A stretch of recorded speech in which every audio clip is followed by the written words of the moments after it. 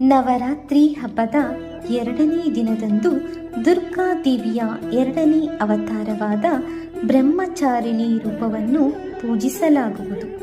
ಹೆಸರೇ ಸೂಚಿಸುವಂತೆ ತಾಯಿ ಬ್ರಹ್ಮಚಾರಿಣಿ ಎಂದರೆ ದೃಢತೆ ಮತ್ತು ನಡವಳಿಕೆಯ ದೇವತೆ. ತಾಯಿಯು ಒಂದು ಕೈಯಲ್ಲಿ ಜಪಮಾಲೆಯನ್ನು ಮತ್ತು ಇನ್ನೊಂದು ಕೈಯಲ್ಲಿ ಕಮಂಡಲವನ್ನು ಹಿಡಿದಿದ್ದಾಳೆ. ನಿಮ್ಮ ಜೀವನದಲ್ಲಿ ಯಶಸ್ಸನ್ನು ಪಡೆಯಬೇಕಾದರೆ ನೀವು ತಾಯಿಯ ಈ ರೂಪವನ್ನು ಪೂಜಿಸಬೇಕು. ಪಾರ್ವತಿಯಾಗಿ ಹಿಮಾಲಯನ ಪುತ್ರಿಯಾಗಿ ಜನಿಸಿದ ದೇವಿಯು ಶಿವನನ್ನು ಪತಿಯಾಗಿ ಪಡೆಯಲು ನಾರದರ ಉಪದೇಶದಂತೆ ಕಠಿಣ ತಪಸ್ಸನ್ನು ಮಾಡುತ್ತಾಳೆ. ಬಹಳ ಕಠಿಣವಾದ ತಪಸ್ಸು ಮಾಡಿದ ಕಾರಣದಿಂದ ದೇವಿಗೆ ತಪಶ್ಚಾರಿಣಿ ಅರ್ಥಾತ್ ಬ್ರಹ್ಮಚಾರಿಣಿ ಎನ್ನುವ ಹೆಸರು ಬಂತು. ತಪಸ್ಸು ಮಾಡುತ್ತಿರುವ ಕಾಲದಲ್ಲಿ ಬರೀ ಹೂವು ಹಣ್ಣುಗಳನ್ನು ಹಾಗೂ ಎಲೆಗಳನ್ನು ಮಾತ್ರ ಒಂದು ಕಾಲದವರೆಗೆ ಸೇವಿಸುತ್ತಿದ್ದಳು. ನಂತರದಲ್ಲಿ ಎಲೆಯ ಸೇವನೆಯನ್ನೂ ನಿಲ್ಲಿಸಿದಳು.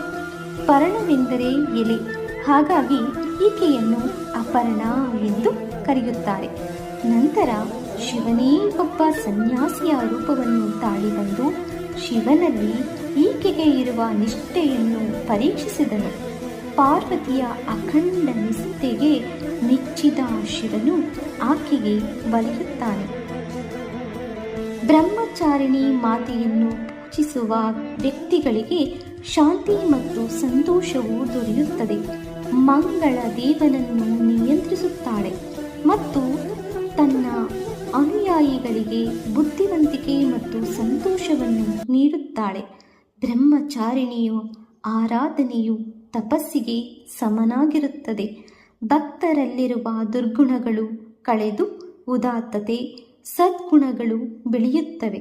ಯಶಸ್ಸಿಗೆ ಅಡ್ಡಲಾಗಿರುವ ಎಲ್ಲ ತೊಡಕುಗಳು ಸರಿದು ಮನಸ್ಸಿಗೆ ಶಾಂತಿ ಹಾಗೂ ಮಾಡುವ ಎಲ್ಲ ಕೆಲಸದಲ್ಲೂ ನೆಮ್ಮದಿ ದೊರೆಯುವುದು ಎನ್ನುವ ನಂಬಿಕೆ ಇದೆ.